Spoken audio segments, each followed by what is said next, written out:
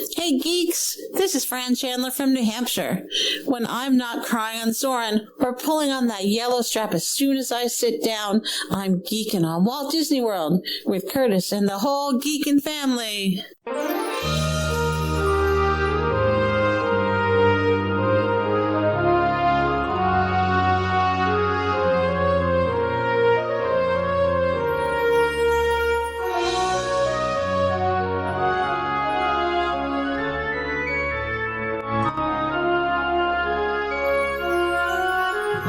Hey, Disney World geeks, Curtis Stone here. Well, actually, I'm down in Disney World if everything is going to plan. And through the magic of podcasting, I'm here welcoming you to episode 437 of the Geekin' on Walt Disney World podcast. This week, Zach Reed shares his family's drive down to Walt Disney World from Maine, celebrating both of his boys' birthdays. And I've been having fun chatting with Disney World fans and geeks like Zach for over 7 years. I started the podcast with my daughter, Lindsay, talking about our Disney World trips, and then we brought on you Disney geeks to tell your trip stories. Our listeners are so positive, caring, and generous, and we do encourage a family atmosphere here on the podcast. Before too long, they were calling me the Podfather, and I continue to bring you on, you listeners, to tell your Disney World stories, and we'd love for you to join our Geekin' family. We've got an amazing private discussion group in Facebook. Search for Geekin' on WDW Family. That's where you can ask your questions. Get ready for that trip that you're planning. Share your trip pictures after you take your trip, and then engage with one of the best Disney groups out there on the internet. We're independent Disney authorized travel agents with Fairy Tale Concierge, and Fairy Tale Concierge is an authorized Disney travel agency. And whether you're new to Disney World or you'd like to chat with us about your trip ideas, we'd love to be your Disney travel guides. We'll help you book that room, those dining reservations, and just have a great time planning your next trip. You can contact Mom and Auntie Judy at travelandtiaras@gmail.com. That's travelandtiaras@gmail.com. Check the show notes. You'll see their email as well as mine if you'd like to reach out to any of us.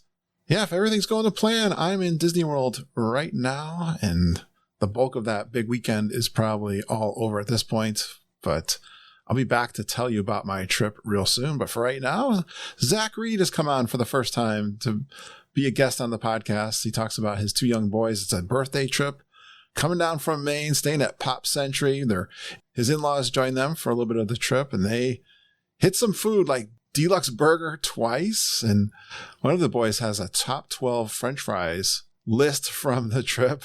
First time we've had that before. He thanks Mom and Judy for Casey's recommendation for some of the best fries. He does Kona Takeout, ABC Commissary, Morimoto Ribs, Festival of the Holidays Treats. Yeah, a lot of these recorded back before Christmas.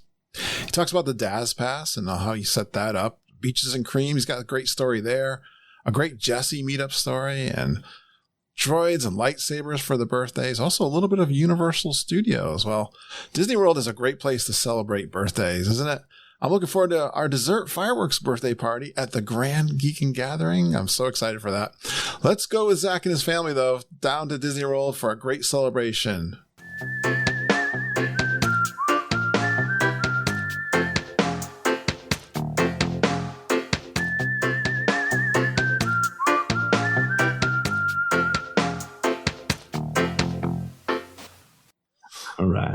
Right. Yes, I have been doing lots of trip reports. I'm excited. So many people have been going down to Disney World, and we're getting close to Christmas as we're recording this, and I've got some time on my hands. I'll probably record some more, but having fun already chatting with my guest tonight.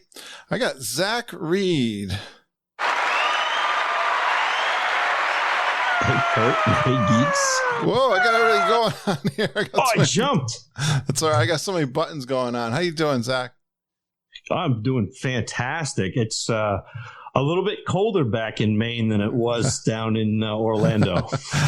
I'm excited to hear you from Maine. You know, we're both here in New England. I know your area. I love Maine, and I've been up there several times. We were just talking. I didn't say this to you, but my parents have some friends that live in Bath, Maine. And I remember going up there, boy, it was quite a while ago. It was 30 years ago, I can remember, because my son was just an infant, and I'd bought a brand new Ford Explorer. It was 2 weeks old. We did that Route 1 trip from Connecticut, which, Route 1 going up through the shore in Maine, right?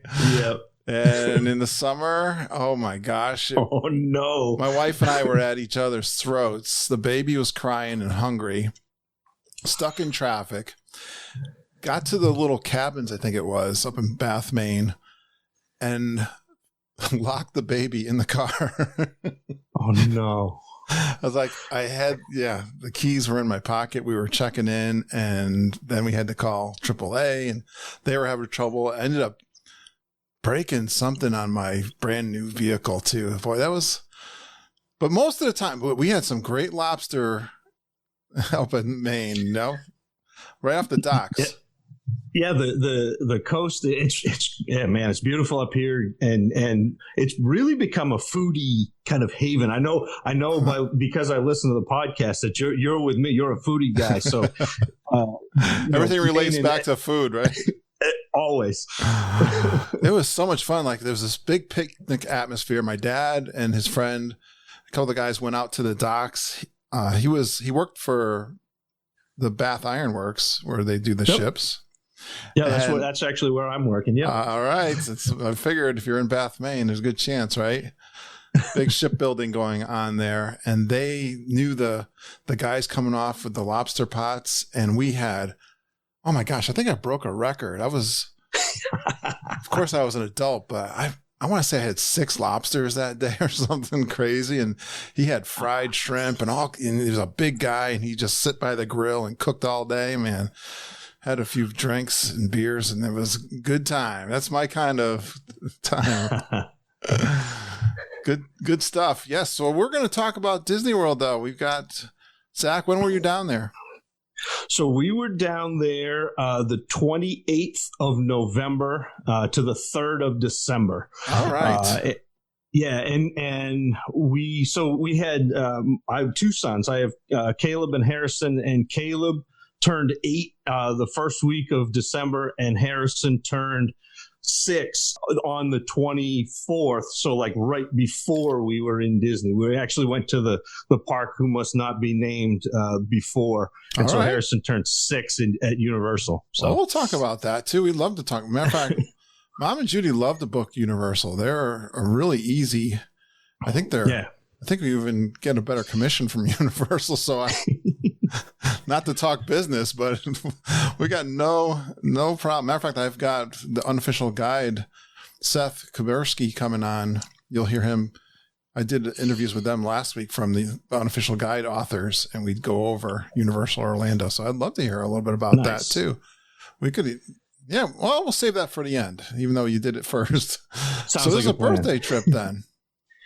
Yeah, and we do this every year, although the tradition may be broken the next time we go, but every year since Caleb was 4, we've gone. So this is our 3rd trip with the boys, and we do birthday and kind of make the trip all about the kids.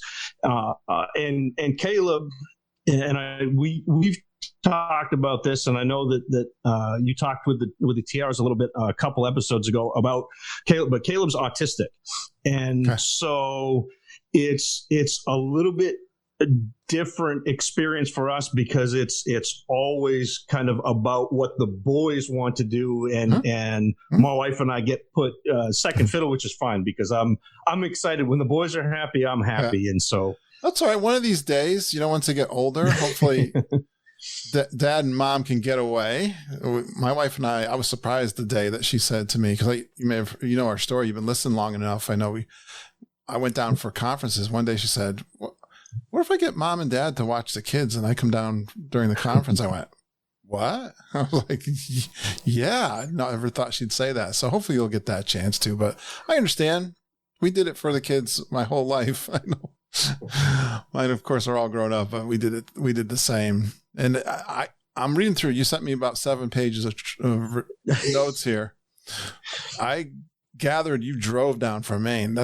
How many hours is that with a couple of kids? So we stopped. We broke it up. We stopped in Northern Virginia, in Fredericksburg, and so it was about 12 or 13 That's a pretty to good haul. Fredericksburg. Yeah, and then it was another 11 or 12 to get to Orlando. So it was, but I can't say a bad word about the kid. Like my kids are amazing in like that. We'll get in the car. We listen to Harry Potter book 1, 2, and 3 audiobooks, and they just are like, all right, put on the next chapter. All right, wow. And we just went. Good for you. And so it was minimal stops. It was when you needed a rest break or to get out and walk around or food. But other than that, it was let's go. Wow. I'll tell you what, I don't like that drive, but Mom was saying we're planning a trip for June, and she told me the airfare price. Yeah. Oh my gosh, just for the two of us to go. I might consider driving next time. I can't believe I'm even saying that. But she saw the Southwest prices drop for June, and we're like, I don't know what's going on, but that's a tough pill to swallow. So we'll see. But congratulations on that. That's fantastic if they can make it that long in the car. Yeah, it really it blows my mind. Like you don't expect it. You're kind of always bracing for the worst, but they were fantastic all the way there and all the way back. Awesome. All right. Where did you stay? So we stayed at Pop, and that was we have always stayed before at the All-Stars.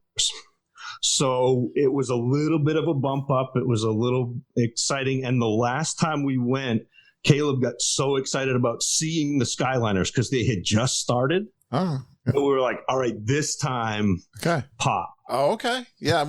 Is there a little bit of bump in cost then from the two, right? Yeah. Yeah, but not too bad. We hit a pretty good deal. And so it really wasn't much. We booked very early. Okay. And hit a good deal. So all right. That's awesome. So the first time at Pop then? Yes. And what do you think between the All-Stars and Pop? Which one do you like better? Oh, Pop, hands down. No hands kidding. Down. How come? No, the ease of having the Skyliner, that was absolutely incredible. And I know that I had asked before, will you be able to rope drop with the Skyliner? Because I had heard that sometimes there are pretty good lines and there's the transfer station and everything. That was the ease of getting to both Hollywood Studios and Epcot was just incredible. It was awesome. Were you rope dropping then? Yeah, we went. So our first day, we actually met my in-laws. My in-laws came down for 2.5 days, and we rope dropped. And this is actually a little bit. I didn't realize that this was a thing, but it is, and it's kind of an inside radio tip. But if you have anybody staying on property, your whole group can come in the early magic hour. So that half an hour, I think it just went to an hour now, but before open. So I didn't know that. So we had them meet us, and we're like, well, you may not be able to come into the park, but you can. And so, it's just one person, swipes their magic band, and they say, yeah, you're at Pop Century, and the whole group goes in. Your in-laws didn't stay at the No, Pop. They had their own. I think they were at like Orange Lake or something. They had their own timeshare, and so they stayed separately. But they wanted to come down and watching their grandkids experience Disney is worth it. So absolutely, that's fantastic. You guys were able to spend. That's all about family down at Disney World. So this is great. Well, I want to. Okay, so Pop is awesome. The kids, the Caleb really enjoy it then. Yeah, he did. And it was the other cool thing about Pop is because you're so close to Art of Animation, like you kind of get a double, a twofer. You can walk over and check out all of the characters. They have the Cars characters and Lion King. And so we went over there, and we've got a whole bunch of pictures of the kids with all of the characters, and they were it was a twofer. And we actually got our room wasn't ready when we got to the hotel. It was supposed to be ready at 3. We kept checking. There was, wasn't ready. Finally, about 5:30 or 6, we went to the hotel, and I went into the lobby and said, I'm waiting on my hotel room. And the cast member that was there checked, He said, "Oh yeah, it says your hotel room's not ready, but it says that you had requested to be in the 50 section, on the computer, click, click, click." And all of a sudden we had a ground floor room with a water view next to like a stone's throw from the pool, and so all of that was just perfect. It was pixie dust, as soon as we got there. Yeah. So you got a view of the lake, you got the Skyliner going, you can see all the little Skyliners going. Yeah. That's great location too. Oh, it was awesome. All right. And yes. Are you a foodie then? I am. It's tough with the kids because we decided that we didn't want to eat inside this trip. We weren't quite comfortable in restaurants with them. We had booked before Boma. I had booked. I had booked like 5 or 6. We had Be Our Guest. Like we had all of these restaurants booked, and then we were hoping that the kids could get vaccinated before we went, and that didn't happen. And so we kind of backed off, and I was well, there's a lot you can mobile order. Yes, for sure. And that is fantastic. I've gone down there where matter of fact, we even my wife and I did the quick service meal plan. And so they have some great quick service and great snacks. And I went through your trip report picking them out. So I see, and everyone wants to try these too. They're fantastic. I know I will when I'm down in G3. So let's start off with a deluxe burger down at Disney Springs. What'd you think of that one? That was awesome. That was the best burger we had on our trip. And we did that twice. So I did that the Sunday that we checked in. We actually went over to Disney Springs. And then the last day we were there, we decided we better get the burger again, just to make sure it was that good. So I see they had the holiday turkey burger. That sounds interesting. Yeah, and it was a one-shot deal. So by the time we went back that Friday, it was gone. So I think it was a holdover from Thanksgiving, but that was absolutely fantastic. So it was a turkey patty and stuffing and cranberry sauce, and oh my goodness, it was great. Oh. And then you get all of the sauces for the fries. So you got the garlic aioli and the truffle mayo and whatever. And the thing there is the sauce for the fries, right? How many different sauces do they have to choose? Oh, more than I could carry, which was great. It's kind of the thing. The other thing is, so Caleb is a French fry guy, so we have to pick restaurants with French fries, and I'll post in the Facebook group. But Caleb has he made a list of the top French fries from Universal, Disney Springs. So he's got like a top 12 list. Oh, so please. If you're looking for French fries, you can't go wrong. He'll be the first top 10 French fries at Disney World and Universal we've ever had, which is, hey, man, I'm a big fan of all different ways to do potatoes. Well, in Maine potatoes, right? Isn't that a thing? Yeah. That's up where I grew up. That's northern Maine, but yeah, that's all right. Northern, I know it's a bigger state, but still, I knew they were known. That makes sense. They're known for the potatoes. Good stuff.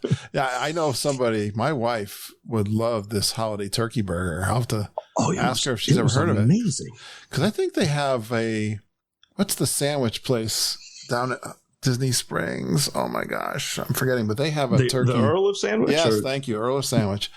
They have a Thanksgiving sandwich or something like that. She loves that stuff. Perfect. Can't go wrong with a Thanksgiving sandwich. Where'd you get there the second time? The second time it was another so I'm always looking at the specials, and they had like a blue cheese and bacon burger, and that one hit the spot too. I mean, it was just a double win. Fantastic. Good job. All right.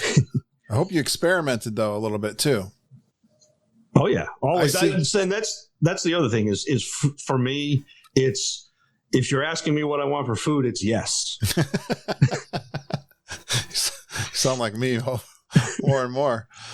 Oh my gosh. And I just highlighted this that you were in, it looks like Hollywood Studios, and Harrison had the best cinnamon roll ever. I didn't know they had the best cinnamon roll at Hollywood Studios. Where do you get that? What is it?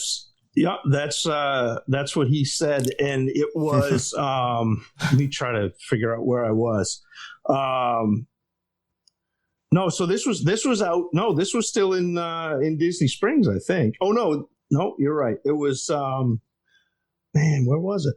Over by the Rock and Roller Coaster, and there's just a little cinnamon roll stand over by Rock and Roller Coaster. It wasn't even the big Mickey cinnamon roll, and he was. Oh yeah, he was just enthralled with it. He sat there and his grandmother and my wife and I went on Rock and Roller Coaster. Yeah.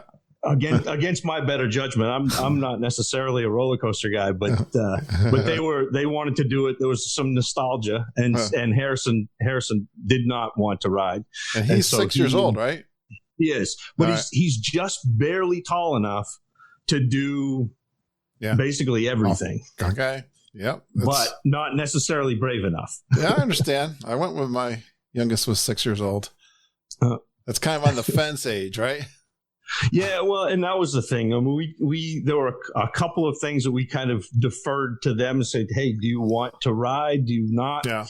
And it's all good. It's we're going to be back. It's Disney's not going anywhere. My wife has already started to look at the next trip. So, well, tell Harrison keep listening to Geekin' because we'll try to give him other options in the cinnamon roll genre category. I think we could find even more. I don't know if they'll beat the one that he found near the Rock and Roller Coaster, but I got a feeling we might be able to find others that are even better. We'll take that challenge for sure. All right, and now I'm going over to Animal Kingdom, one of the most popular places on property, Satuli Canteen. What'd you think of that one?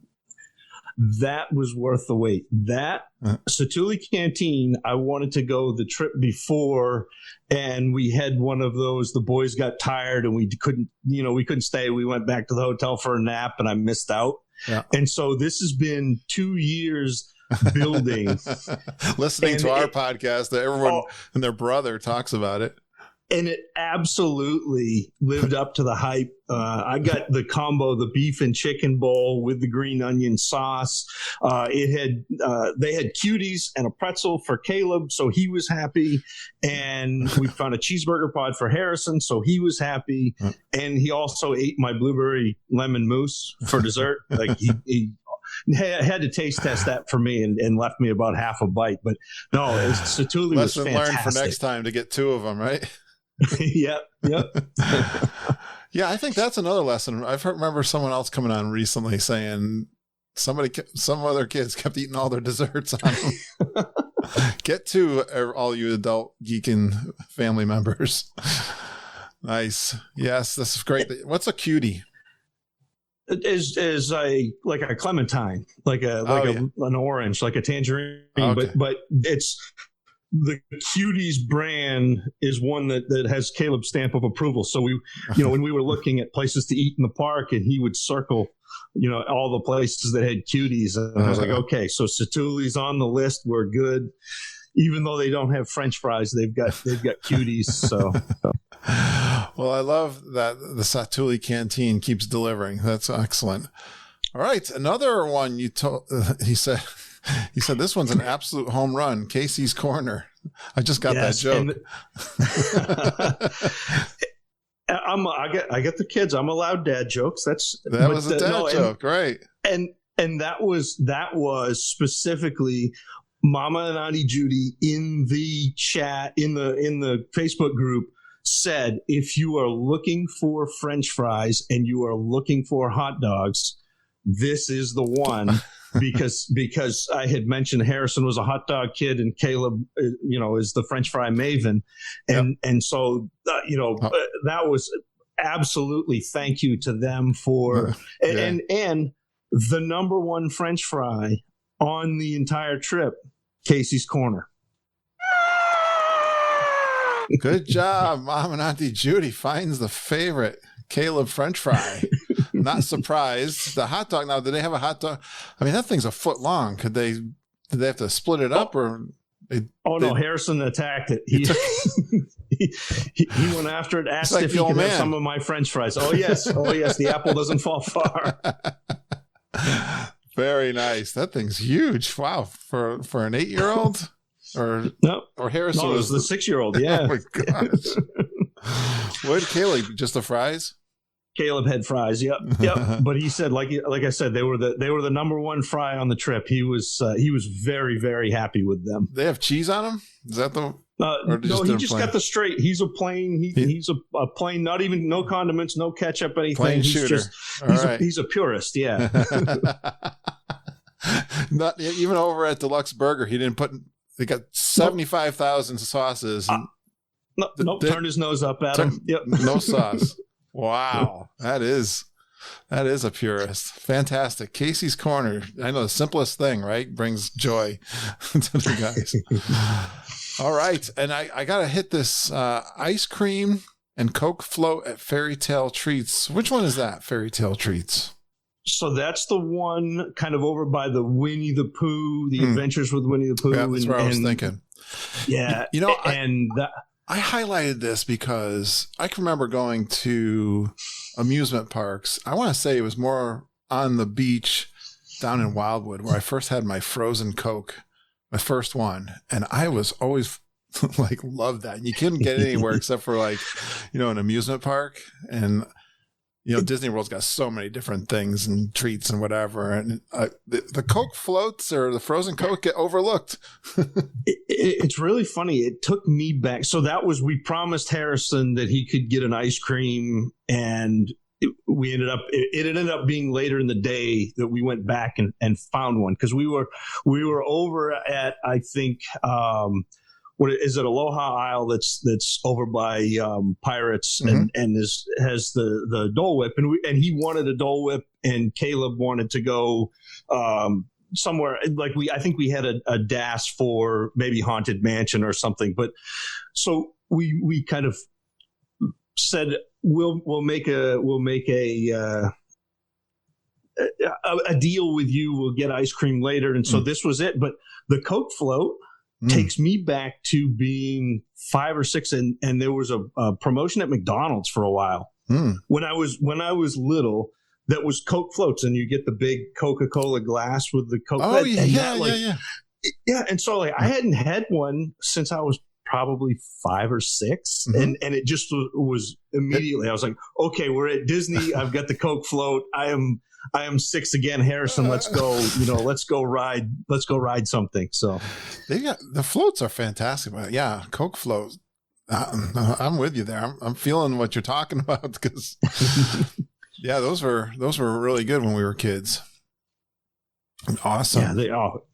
They're still good. I'm here to confirm. Even as an adult, they are still good. That's right. I don't think I've ever said on the podcast, I love the frozen Cokes. Yeah.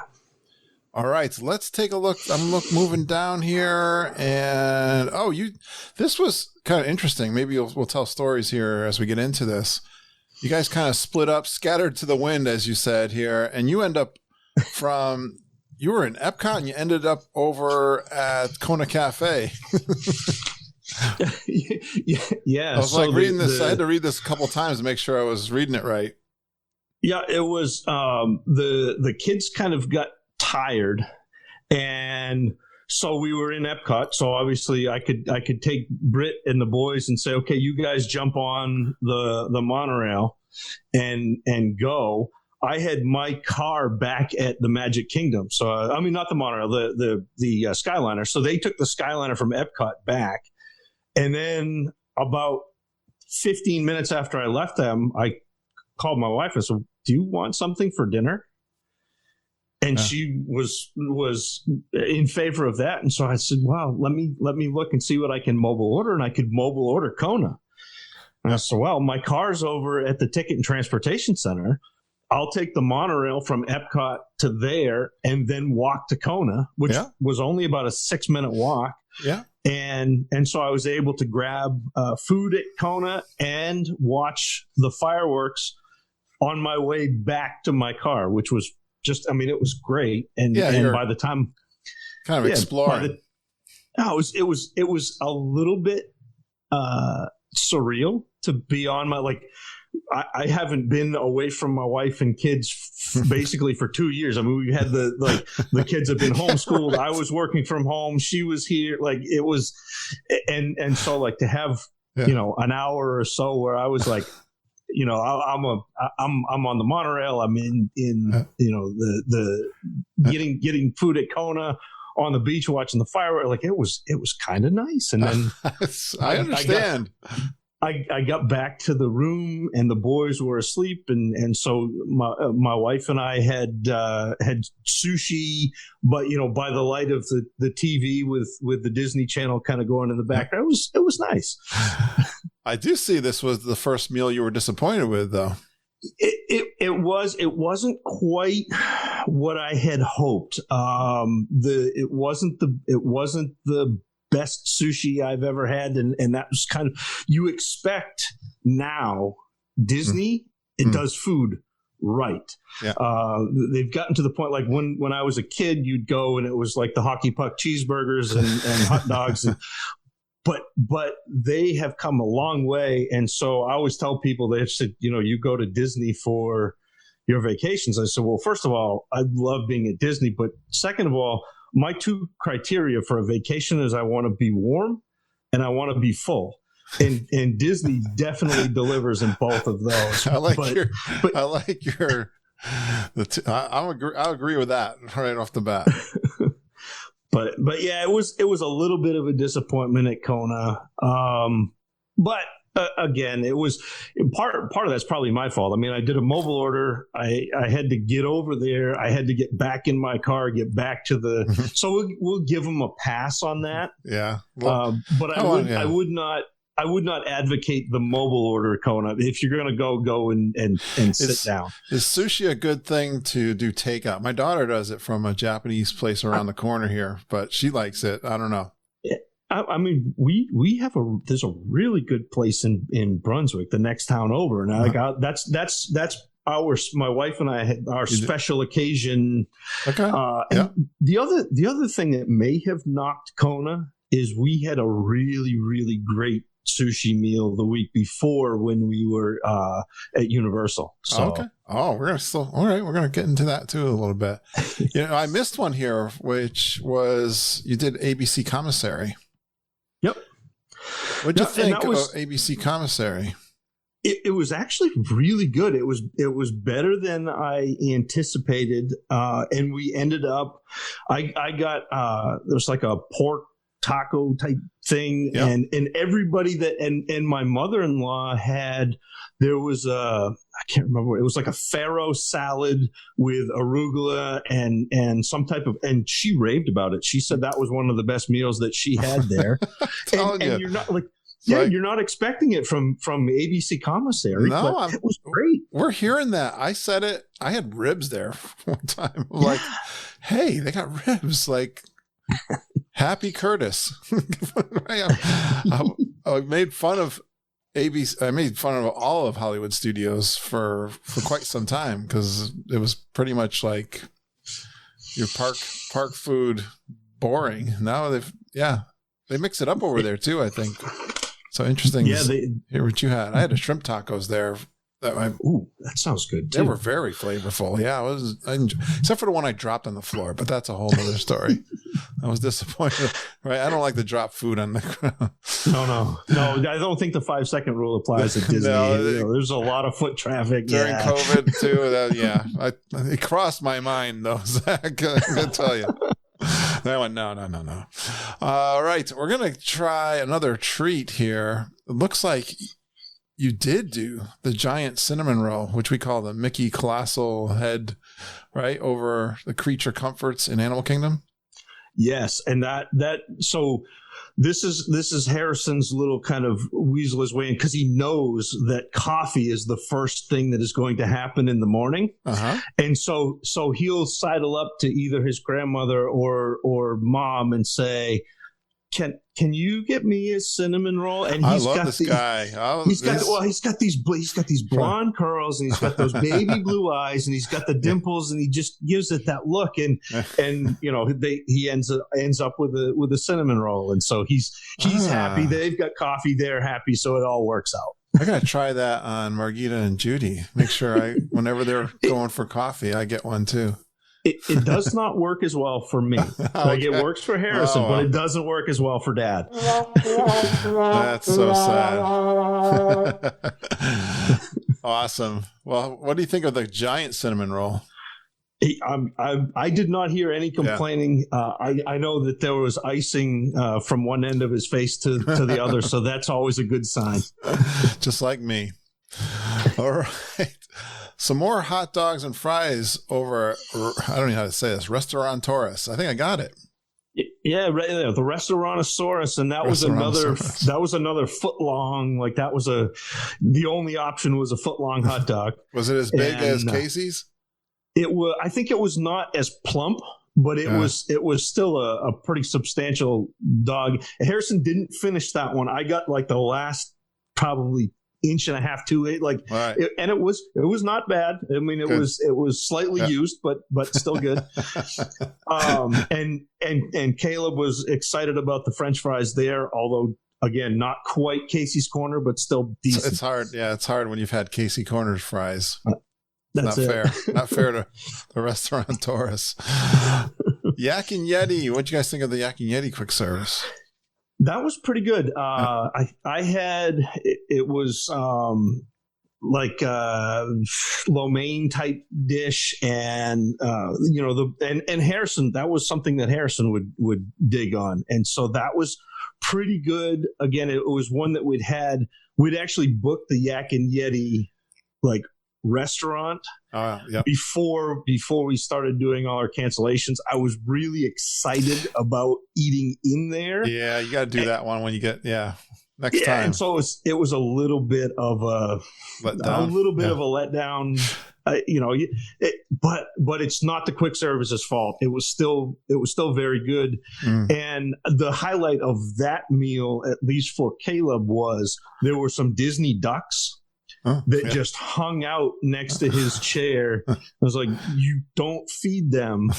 And then Nana slipped him a French fry. I was like, Nana, this is a very bad influence. This is very bad. Yeah, don't start that. Don't feed them. They love, the guest food. And Caleb wants to be a zookeeper. Like that's his, and it's been his dream, for as long as he could talk.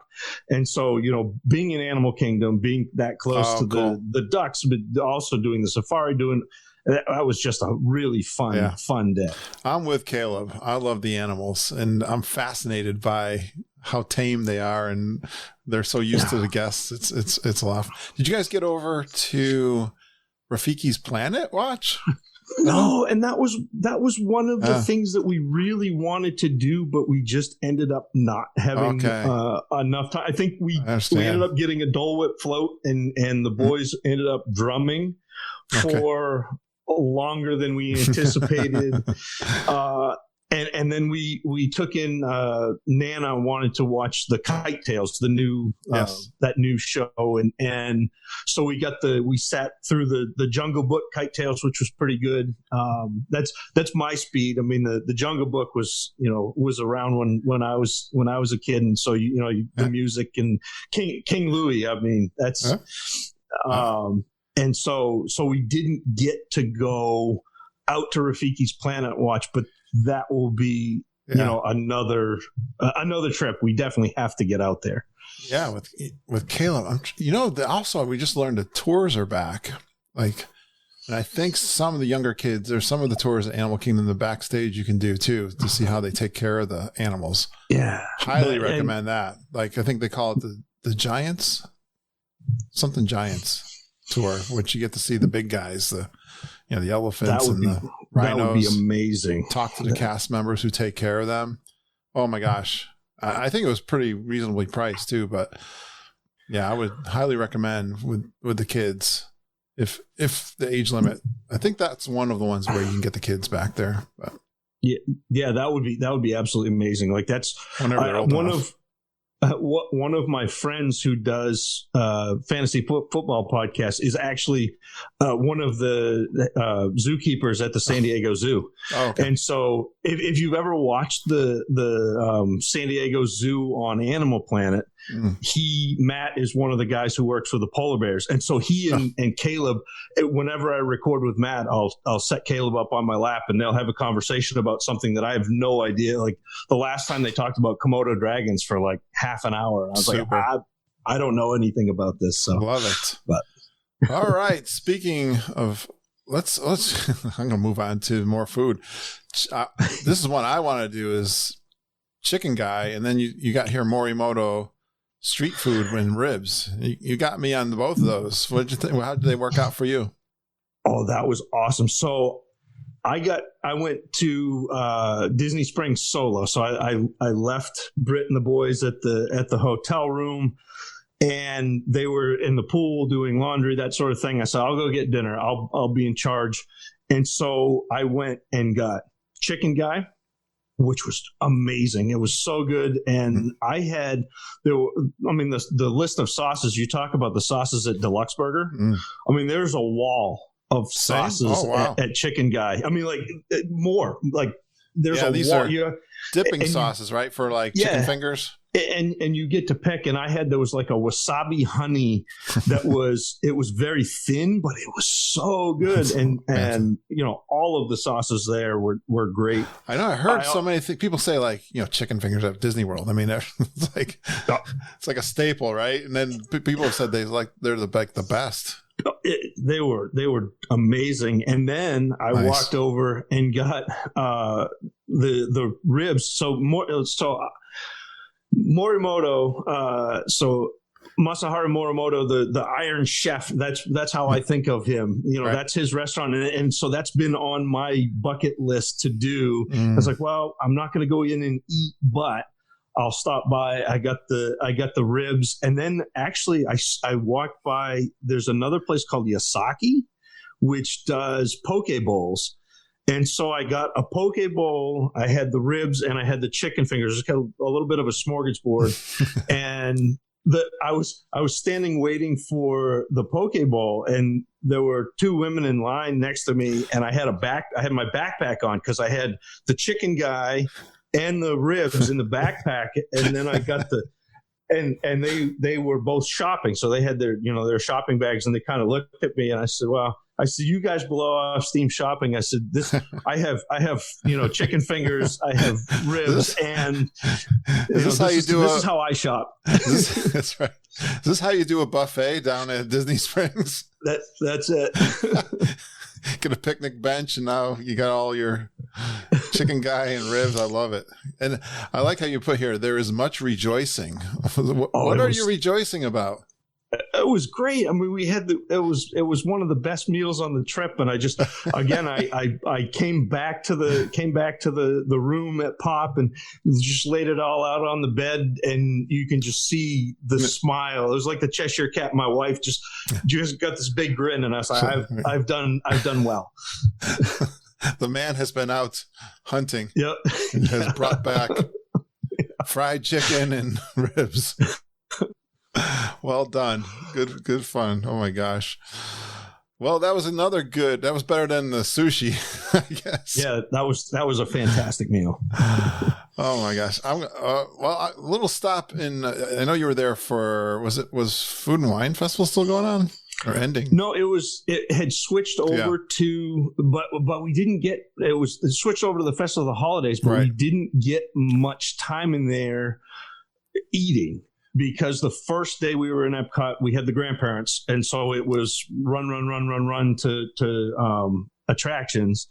And then the second day we went in, and the boys were just done. They were tired. I mean, we went to use a phrase that is on this podcast all the time. We went full stink for a week and a half, and the last 2 days we had to put the parachutes out, pump the brakes a little bit.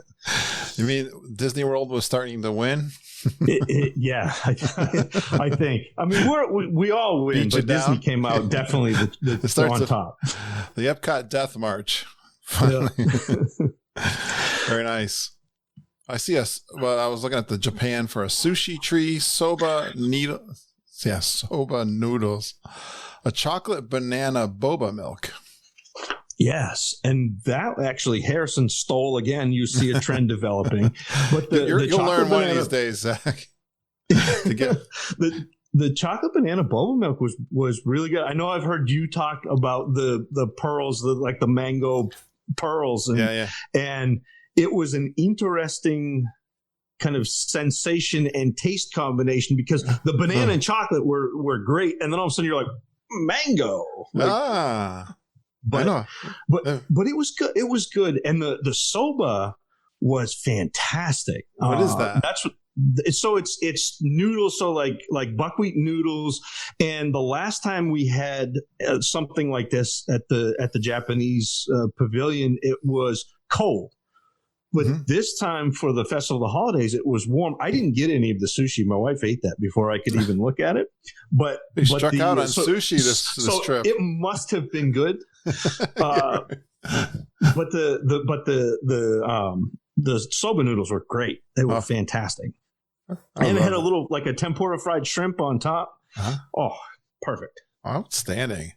Then I see you mobile ordered Sanaa. How does Sanaa work out for mobile ordering for you? So apparently you're not supposed to do that. And I didn't know this. So Sanaa is on the mobile order on the Disney app. And so I got on. I was like, I love Sanaa.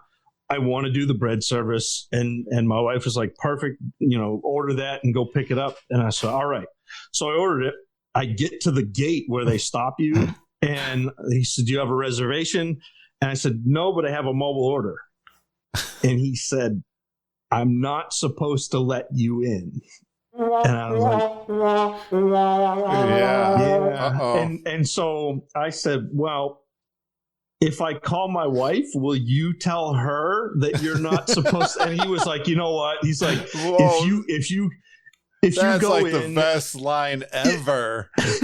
He was like, if you go in and don't make any trouble, he's like, that's fine. I'll let you go. And it was, so I went up, it's the second floor of the hotel, walked down to Sanaa, got the bread service, got the two, we both had, she had butter chicken and I had, it was like a braised beef. Oh, it was a great meal.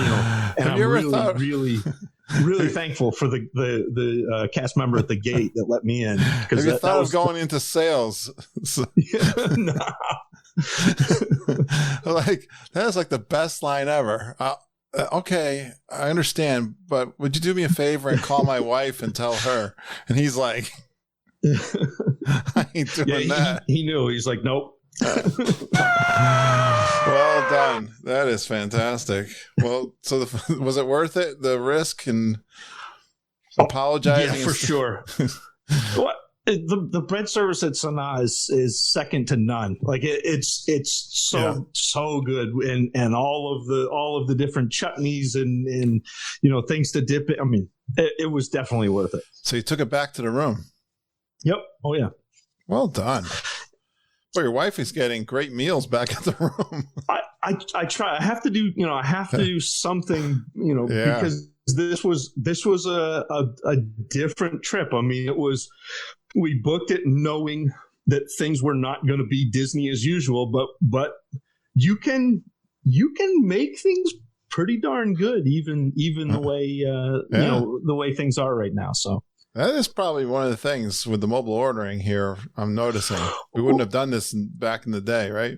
No, that would have been just never did that. A nightmare. And not only the mobile ordering, but maybe we'll talk about this in a little bit. But like we had the DAS. Because of Caleb's autism and standing in line and it's really funny because normally he doesn't like crowds, he doesn't like loud noises, he doesn't like the sensory overload. Disney is his place for whatever reason, and he is just, I've never seen him more comfortable than when he's at Disney. And it started from the time he was 4. I've got a great story from the very first time we went. But the DAS and being able to schedule rides and now you don't even have to go to the rides to schedule to set up a DAS. You just on your phone and your mobile app, and you're like, all right, we've got Rise of the Resistance in 45 minutes, and then you go over and you're in the lightning lane, and it's great. Super. That's, well, I was going to ask you about the DAS, but that's pretty much the deal, right? It worked out really well for you guys. It did, and so I know that there were a lot of people in the Facebook group that had said that they had a long wait to get on and talk with somebody to pre-register for DAS. Well, I had a day where I was off from work and both of the boys were home with me. And so I got up at 7:00 and I got online and I clicked the button to do the face-to-face meet. It took 6 hours to get to somebody. Okay, there you go. Firsthand. But once I got through, we could, and they met with Caleb and they took his picture. You could set up 2 rides a day, before you got there. So we knew that we had. So like the first day when we went to Hollywood Studio, we knew that we had not rides, the other one, the Ratatouille, Flying the Millennium Falcon. Right. Okay. And we also had Toy Story Mania. So like we knew we had those 2 rides already set for like 10 and 11. Oh, nice. And so then you could go in and you weren't having to worry about, setting those up. Yep. You could take your time in the morning, or like one day we went and rope dropped Rise, and then we went over and did Mickey and Minnie's. And then we still had those other 2 reservations. And so I know it was a long time to wait. And I know not everybody has a day where they're off from work that they can dedicate to pre-registering for the DAS, but that was incredible. Yeah, it's a little brutal that they put you on their hold for 6 hours. Yeah, and I think they'll get better. I mean, it had only been around for, I don't know, 3 weeks at that point. So okay, maybe I think they'll get there. Well, you got me thinking, hearing you talk and going through this trip report and with your boys and all the time you spent home with them the last 2 years. You're like, I think all the geekin' dads are like this, and the geekin' moms, but we go far and above for our kids. So well done, Dad. Well, thank you. It's my I mean, they're so good, and they like. We have, and I told you this, but like the boys and I listen to your show, and the boys and I will watch. There's some people who do like vlogs on YouTube and that was actually Harrison's like coup de grace, like his best moment. The first day we were in Hollywood Studio, we met Molly from All Ears. Oh, yeah. And we were walking by, and all of a sudden he pulls on my shorts, and I'm like, "What's up, Bubby?" He's like, "It's Molly." And I was like, it is. I said, she's working right now, but if you want to wait, I'll stand with. And so we waited until she got done, and he went over and he was like, "Hi, Molly." And she said, "Hello." He said, "I love you." And so like, she was very gracious. I know she's like, she doesn't have to take time out of her day working, but it was like, that was his. And so, we just, it's like what I said to you, like we spend 2 years up in Maine, geeking on Disney, waiting to go back. And so, you've got to make it above and beyond when we get there. Outstanding. Well, on that same theme, I'm going to finish up with Beaches and Cream, one of my favorite places. And you did something for the boys there, didn't you? Yes. And that was fun. Although Beaches and Cream, I thought was doing outdoor seating, and the restaurant is not. And so we went over, and I had a reservation. That was the only reservation I kept. And for the boys' birthdays, we were going to go over and eat and then do the kitchen sink. And so we got to the restaurant and went to check in, and I said, can we get seated outside? And the gentleman was really apologetic. He said, we're not seating outside anymore. We had a couple of servers get heat stroke in the summer, and so we put the kibosh to that. And I was like, can I order from the window? And because there are 5 or 6 seats out there, so can I order from the window?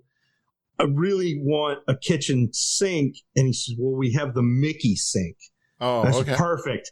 And so we got the Mickey sink, which is like 5 scoops of ice cream, a brownie. I'll post a picture in the of Harrison having the Mickey sink. But is that Harrison like the got plastic? into it. Yeah. Oh, so you've got it behind you. Yeah, hold on. Let's see. Oh, I got one right here.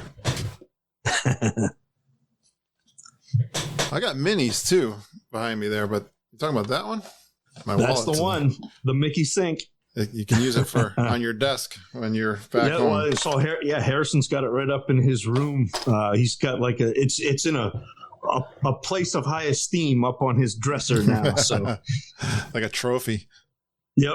And nice. But it was very, very well worth the, we took the Skyliner over and then walked over to Beaches and Cream, and it was great. Like I thought it was going to be a downer because we weren't able to get in the restaurant, but it turned out to be a very good save and a tremendous Sunday.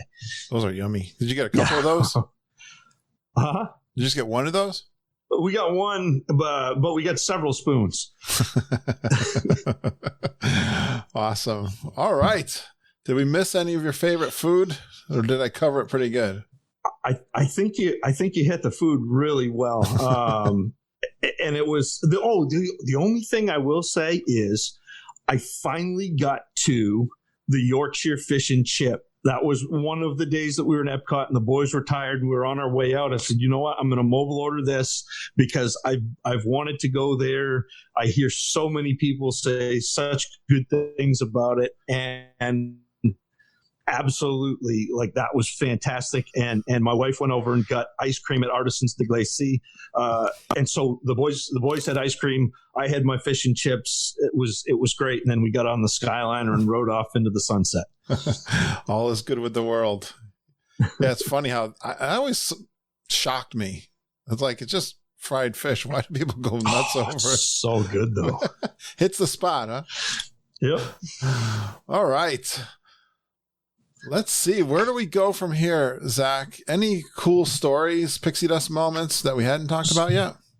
So I got a couple, and the first one is not this trip, and I hate to go back into the past, but I'm going to anyway because it's such a good story. Yeah. So the first time we went to Disney, Caleb was wildly in love with Jessie from Toy Story. Okay. He had a Jessie doll that he carried around with him. He dressed up as Jessie for Halloween, and we went on his birthday. So we went the second week in December, and so I had contacted Disney. I'd sent an email and said, is there any way, because this was at the point where they were building Toy Story Land. And so Jessie and Woody had been at Big Thunder, but they had taken them out of Big Thunder and were waiting for Toy Story Land to be completed.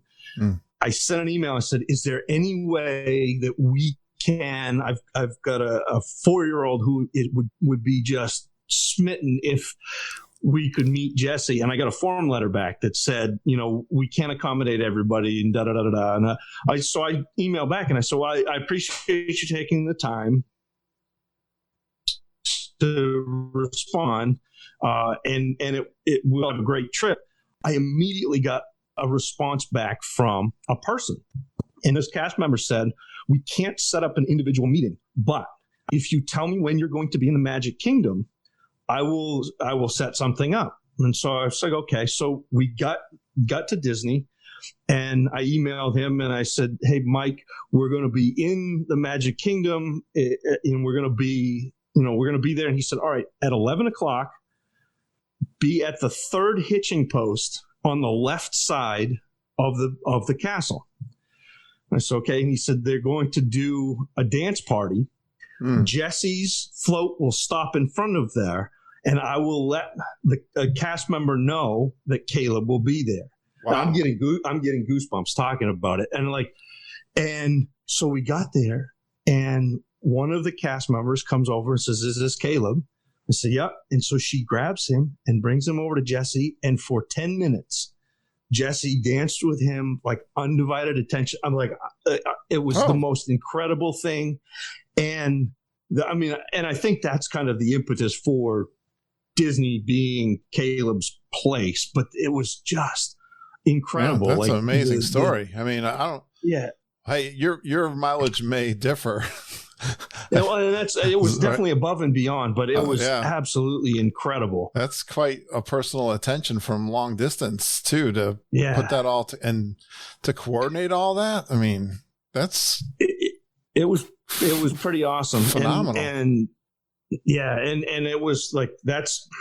But we've had a lot of really great cast member experiences. I mean, even this time, so we went to the Seas with Nemo and did the ride, and then obviously Caleb is digging on the aquarium. And so he's sitting there and he's telling us what all of the different fish are, and he's that's a banjo fish, and that's a and all of a sudden one of the cast members overhears him, and so she starts having a conversation with Caleb, and they talk about all of the fish in the aquarium for probably 20 minutes, 25 minutes, and then she says, "Well, I have to go, but I'm going to go feed the manatees. Would you like to come watch me feed the manatees?" And so we went over, and they continue their conversation about manatees, and Caleb didn't miss a beat, and it was, I mean, like little things like that. Yeah. It's just above and beyond, and it's what makes Disney just so special.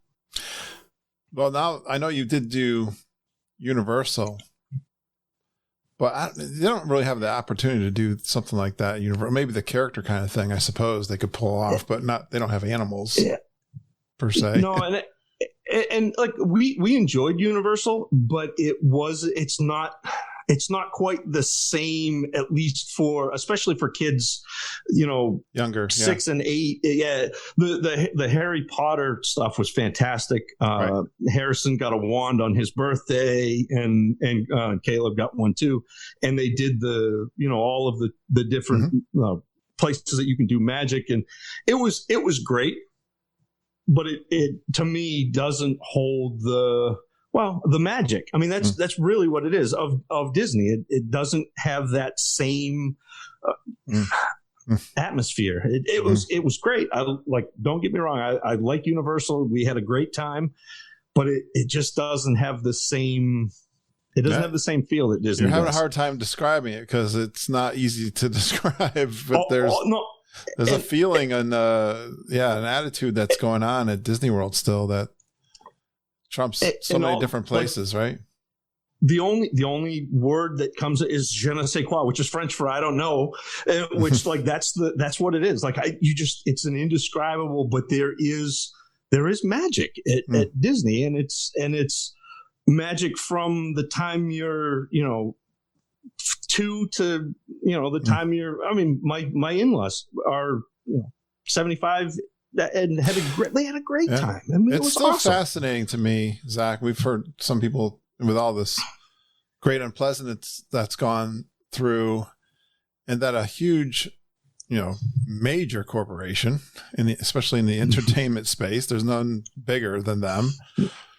That someone as big as they are, how do they still keep that extra special magic going on, right?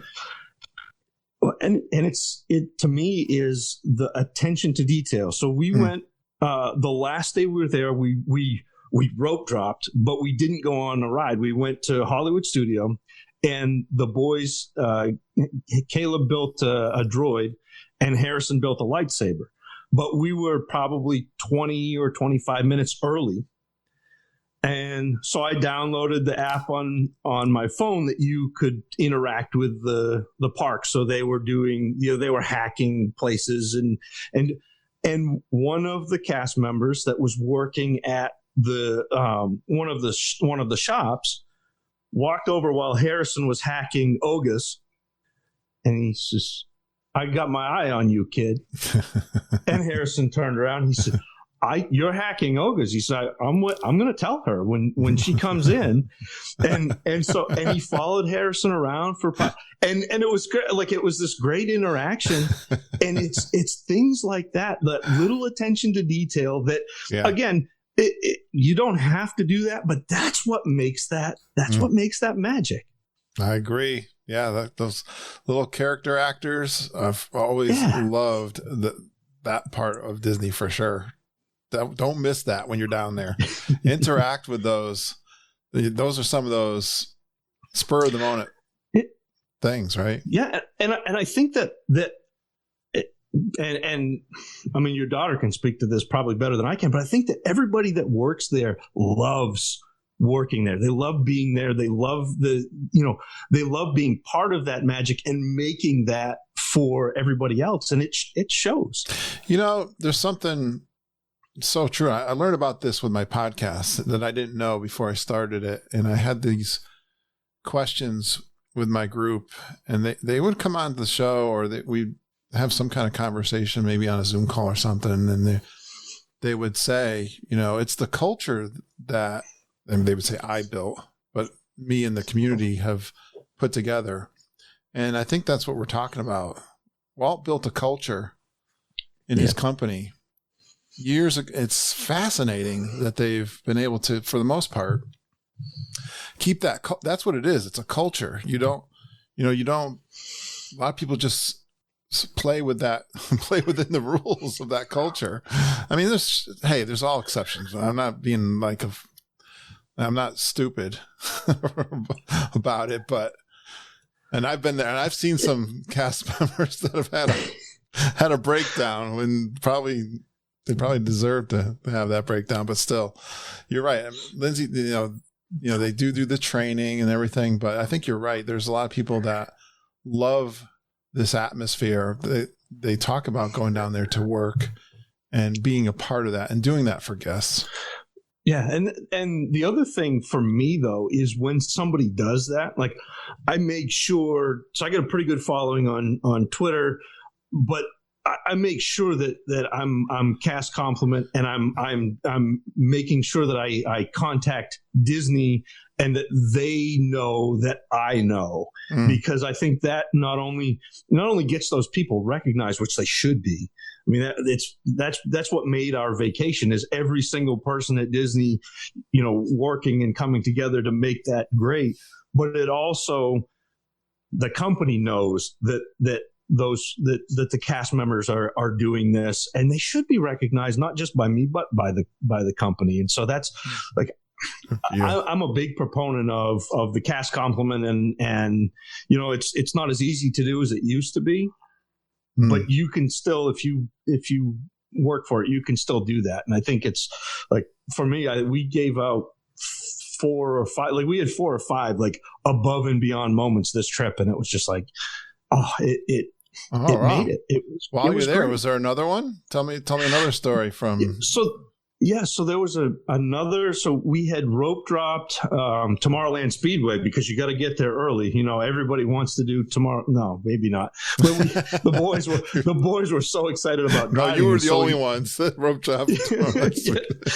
And so it was like our 4 cars on the track. It was like my wife and Harrison and my father-in-law and Caleb, and then me. That's awesome. And then my mother-in-law behind us.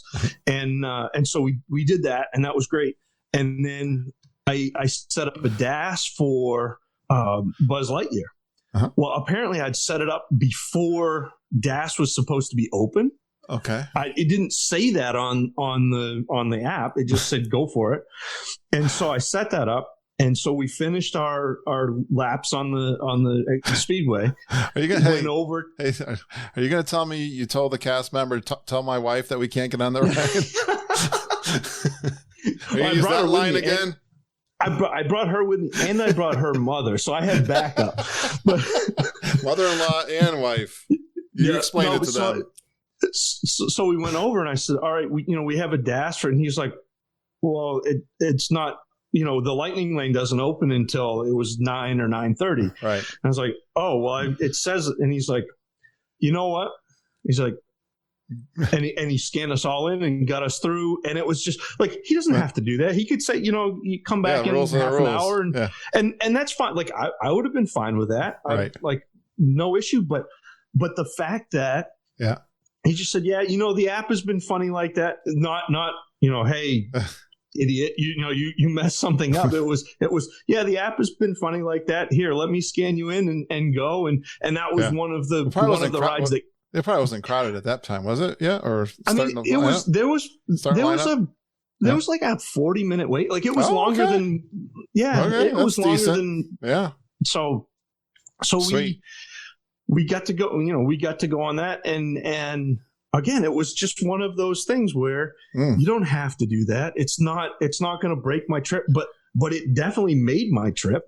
So all of these so-called mess ups that you did, not knowing. Zach, did you ever get turned around? Did you ever get turned away? Because maybe this is a tip. We got to. Do we act a little dumb while we're there? Well, that's my podcast is the Dynasty Dummies. Like I embrace that. Like I fully bring that right out in the open. And so maybe that is the tip. They're like, you know what? It's the guy from Maine. He's never really dealt with technology. Here he comes. We'll just slide him in. They see you coming, huh? Fantastic. Yeah, I can't guarantee your results will be the same as Zach's. First thing I tried, I'll get turned away. They're like, "Yeah, right, pal." Well, I'll give it. You can have them call my wife, and she'll get you right through. That's fantastic.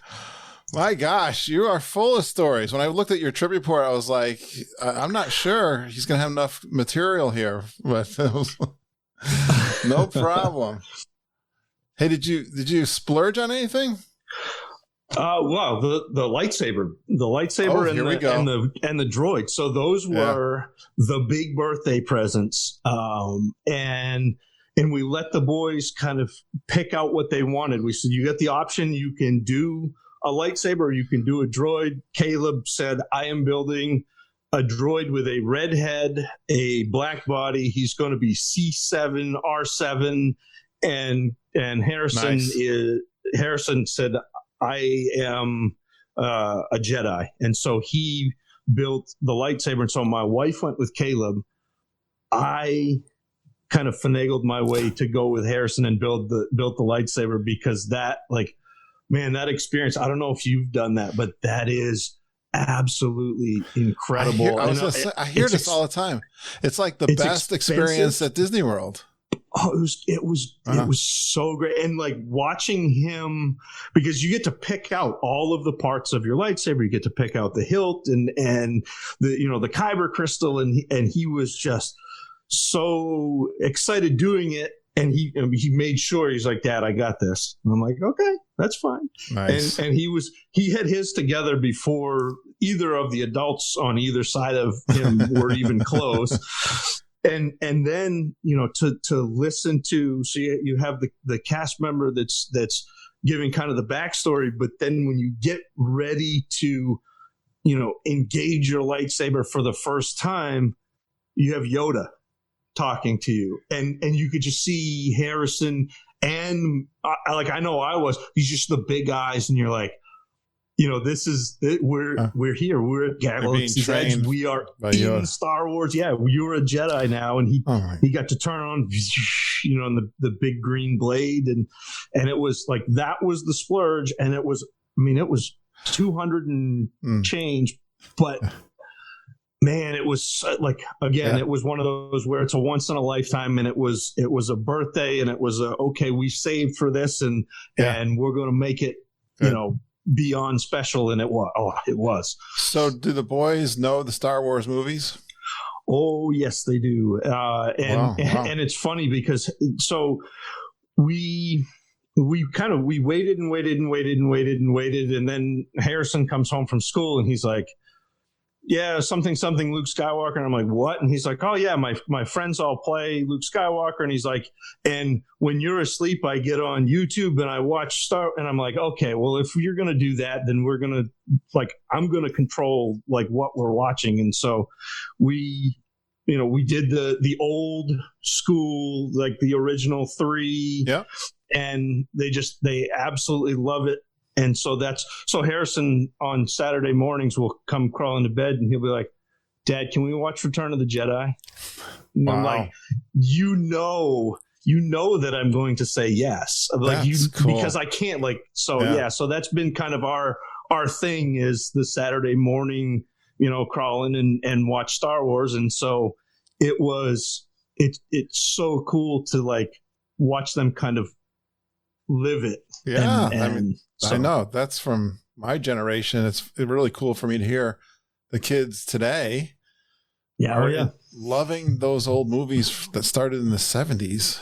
My gosh, says something about that franchise for sure. But the thing I think about is how cool is it to go to Disney World where Galaxy's Edge is and be immersed into this, as you're talking like the lightsaber, but the whole Galaxy's Edge for them. I mean, that Millennium Falcon, as a kid. Oh, yeah.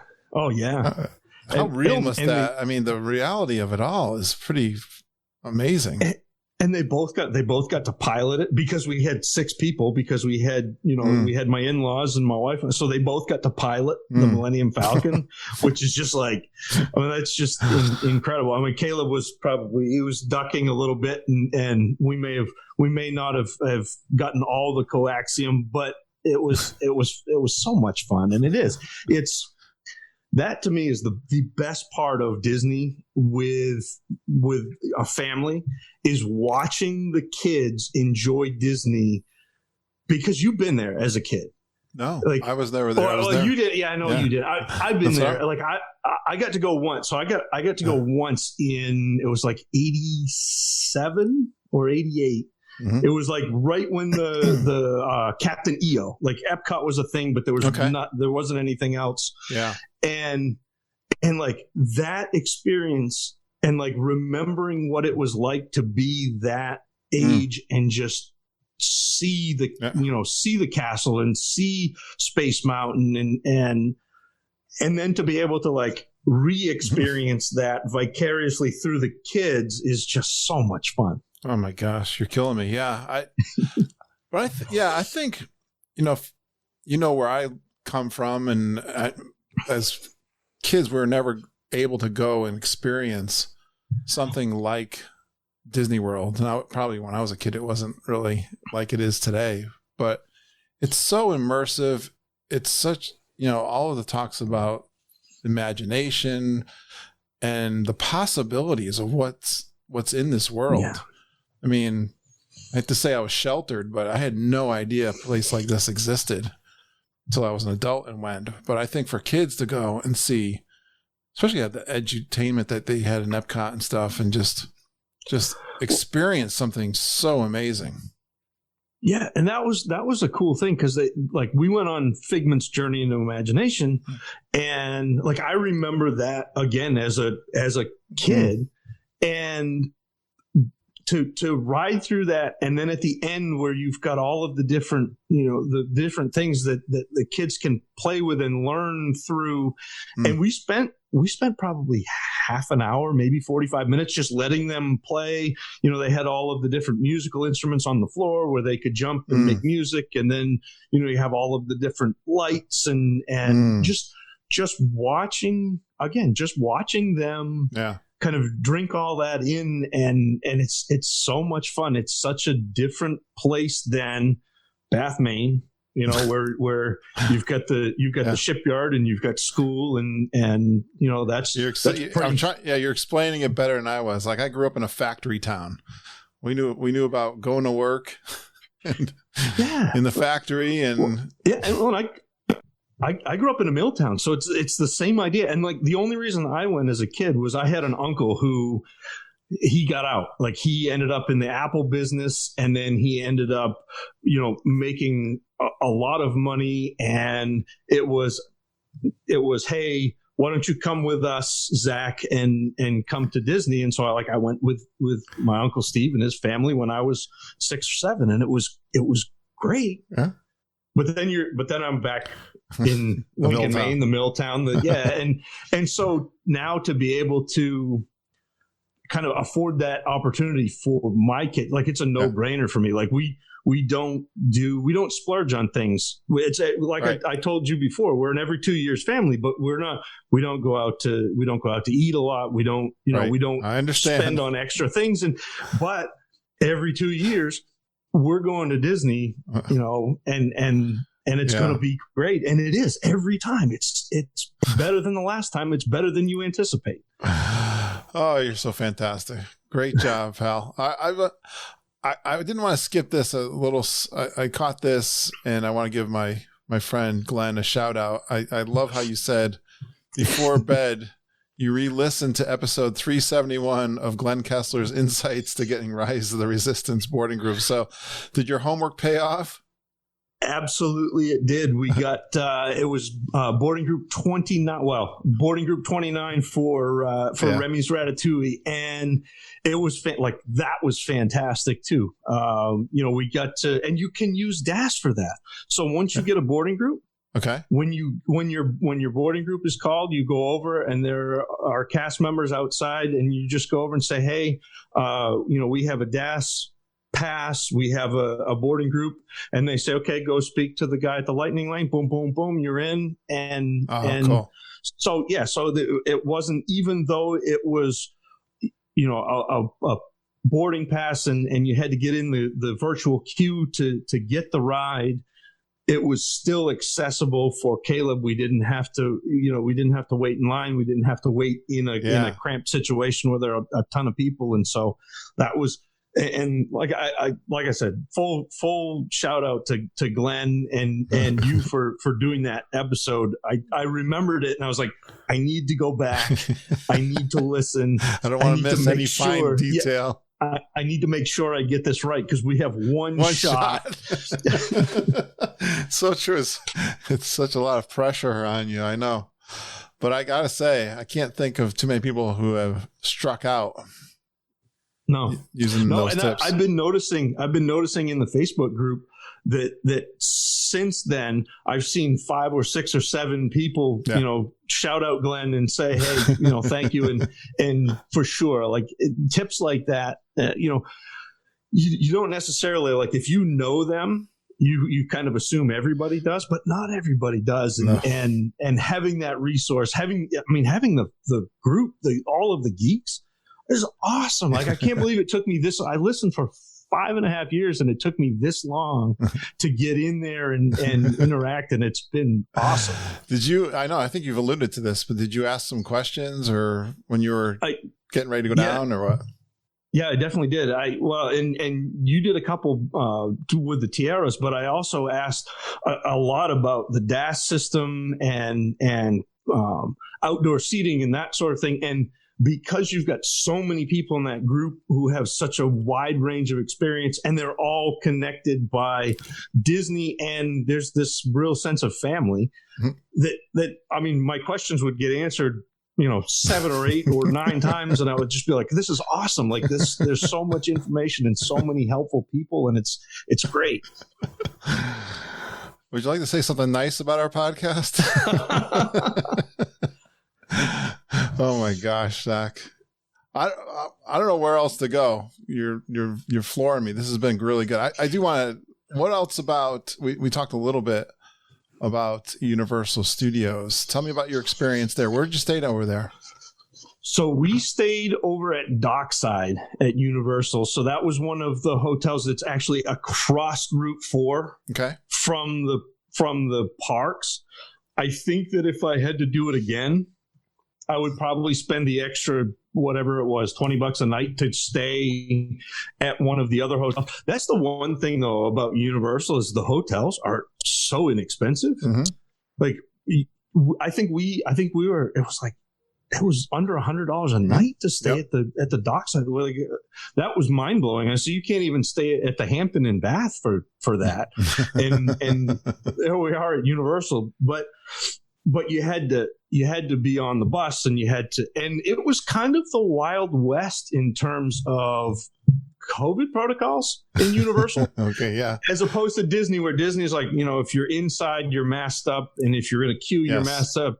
Universal is like, if you have your mask hanging on your ear, have fun, and so that was a little bit unnerving, especially because like Maine has been pretty strict about that sort of thing for most of this pandemic. Like we've been on the more conservative side of how we've approached things, and so it was culture really shock. strange.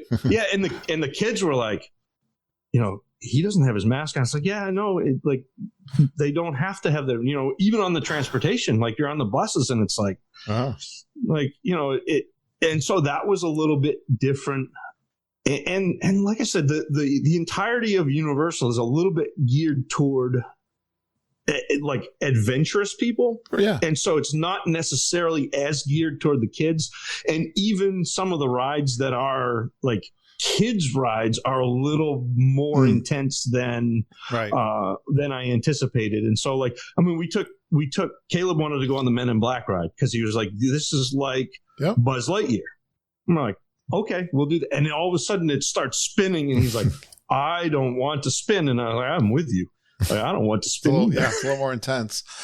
How many days did you do in Universal? So we were there for a week, but we only did 4 park days. That's good though. That's a lot of time. Yeah, and we didn't do. Yeah, and we were there over Thanksgiving.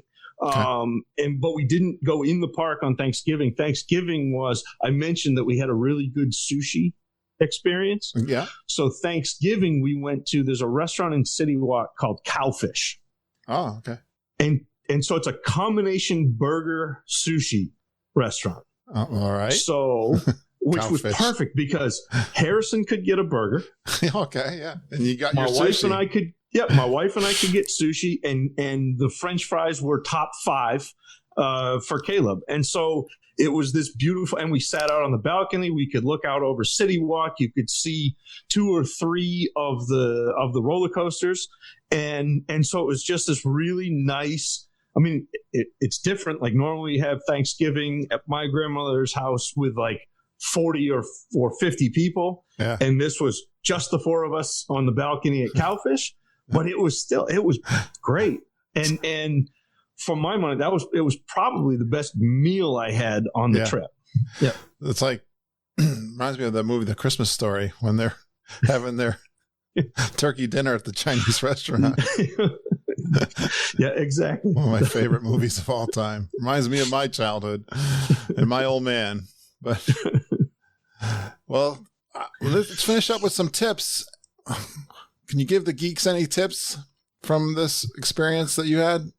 Well, so the one I already talked about was if you're on property and someone else you're parking, doing the parks with isn't, they can still show up. That was the big one. That was mind blowing to me, and get that extra magic, and that was great.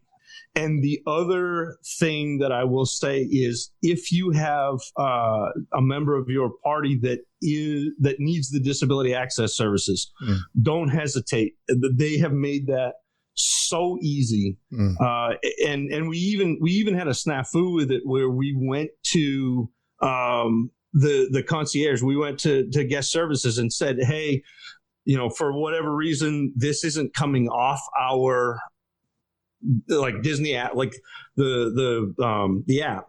Like we went to a ride and it didn't come off, and they said, "Oh, well, we can take care of that." Like it's so easy. Go ahead.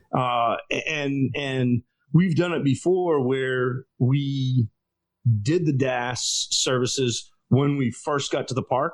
That's also easy. Like they just made that so easy, and it's such a weight off because nothing is ever easy. Like whether you're going to restaurants or, nothing is anywhere ever else. easy. Yeah. And Disney just does such a good job with that don't hesitate. Don't utilize that and make the experience as good as it possibly can be for everybody in your party. the other thing, and again, like we didn't do everything that my wife and I wanted to do.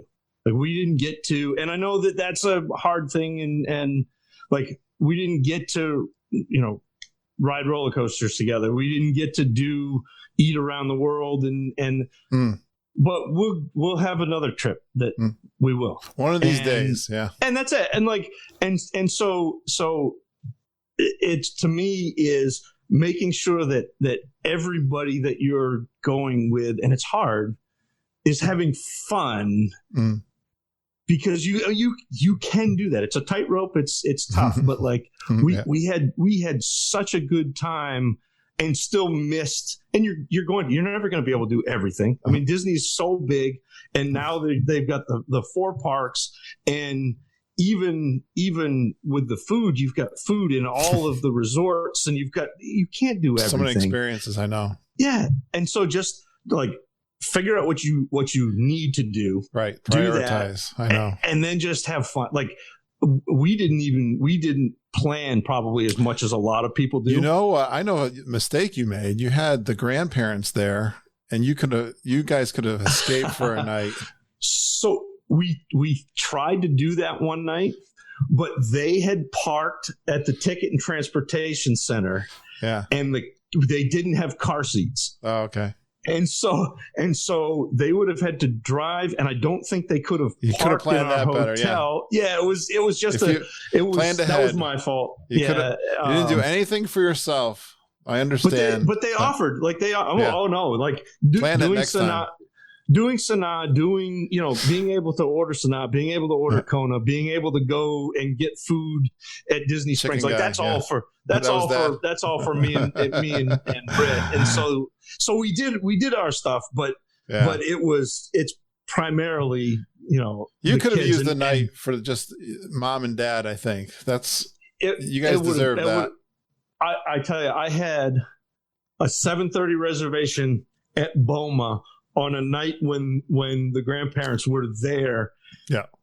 And I was just like, I can't hang on. That was right. We ate at BOMA when on our honeymoon. So we went to Disney on our honeymoon. Okay. And I've been looking forward to BOMA. Well, there you go. Since then. Next time you gotta just pre-set that up, make sure it happens. Well, my gosh, you have been a lot of fun, Zach. I got one last question.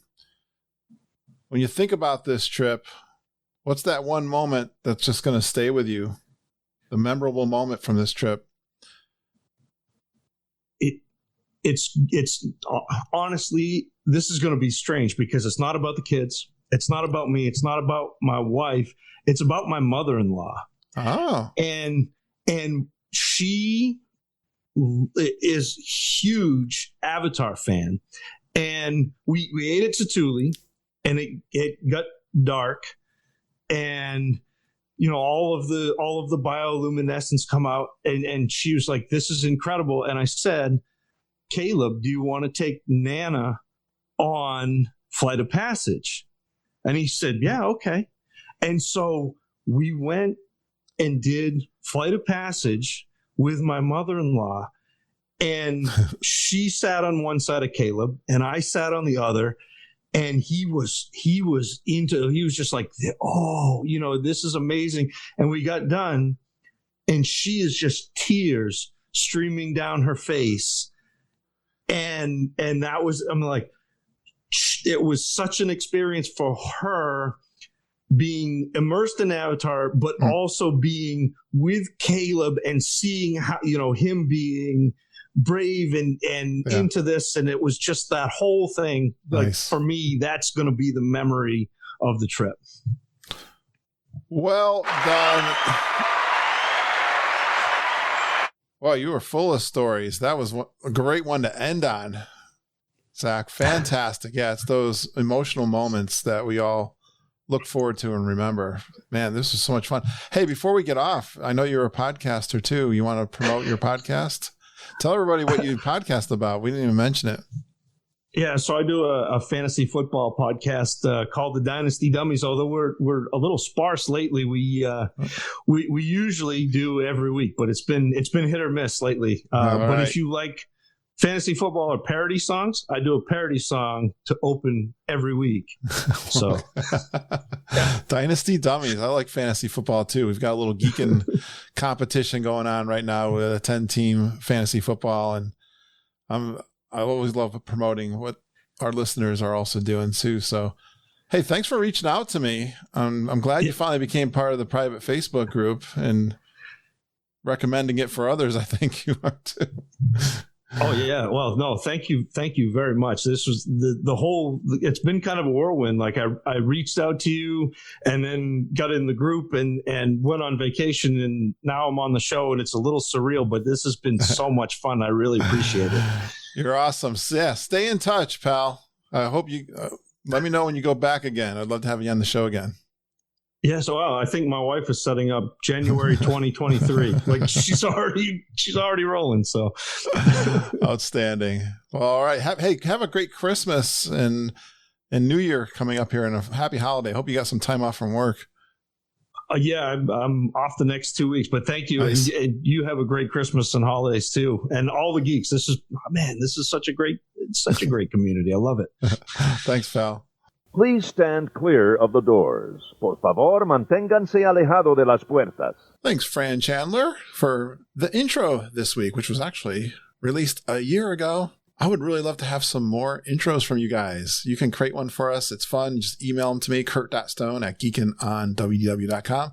I suggest you just tell us your name, where you're from, a fun Disney World fact about yourself, and that you go geeking on Walt Disney World with Curtis and the whole Geekin family. Again, kurt.stone@geekinonwdw.com. You can email them to me. And as always, I thank you for your patreon.com support. It's a website you can go to pledge a monthly donation to our show.